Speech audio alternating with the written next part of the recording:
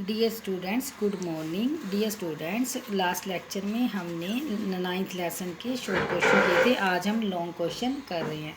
तो आपने हेडिंग डालनी, निम्नलिखित प्रश्नों के उत्तर 3 या 4 पंक्तियों में दीजिए। क्वेश्चन नंबर 1, नीरू घर के कौन कौन से काम किया करती थी? आंसर, नीरू अपने भाई बहनों में सबसे बड़ी थी। माँ की मृत्यु के बाद से वह माँ की सारी जिम्मेदारियाँ खुद ही उठाती। वह रसोई के जूठे बर्तन धोती थी, साग सब्जी काटती थी, चूल्हे की लिपाई करती थी, सारे घर में झाड़ू लगाती थी, भोजन पकाती थी, चपातियाँ सेकती थी, कपड़े धोती थी तथा घर के अन्य छोटे बड़े काम किया करती थी।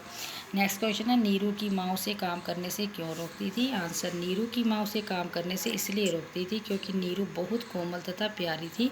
उसके हाथ बहुत ही सुंदर थे। घर के काम करने के बारे में वह नीरू को कहती थी कि यह सब काम तेरे करने के नहीं, हम अनपढ़ औरतें तो जानवर होती हैं। और माँ अपने हाथ खोल कर दिखाती, मोटी खुर्दी उंगलियाँ, कटी फटी चमड़ी और टेढ़े मेढ़े नाखून तेरे हाथ ककड़ी के समान है। इनकी 5 उंगलियों में 5 अंगूठियाँ डालूंगी, न कि तुझसे काम करवाऊंगी। क्वेश्चन नंबर 3, नीरू की सहेलियाँ उसका मजाक क्यों उड़ाती थी? आंसर, नीरू की सहेलियाँ उसके गंदे हाथों को देखकर उसका मजाक उड़ाती थी।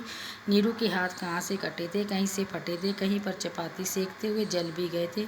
उसकी सहेलियाँ उसके गंदे भद्दे हाथों को देखकर उस पर हंसती थी। वे सभी नीरू का मजाक उड़ाते हुए कहती थी, तेरी शादी कभी नहीं होगी, तुझे कोई पसंद नहीं करेगा। चेहरे के सौंदर्य के बाद सबसे पहले महत्वपूर्ण हाथों का सौंदर्य होता है। सहेलियों की ये सभी बातें नीरू को बहुत दुख देती थी।